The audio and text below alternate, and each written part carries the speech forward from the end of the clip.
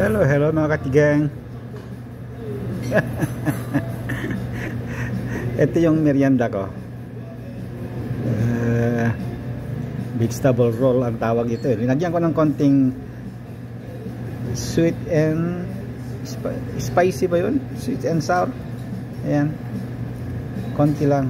Linagyan ko. Tapos ang aking panulak ay cappuccino na may bislak. Ito. Haluin natin yung cappuccino natin para bumaba yung bula. Kasi yung bula kumakapit sa sa nguso. Kaya ngayon ito yung natin, merienda natin.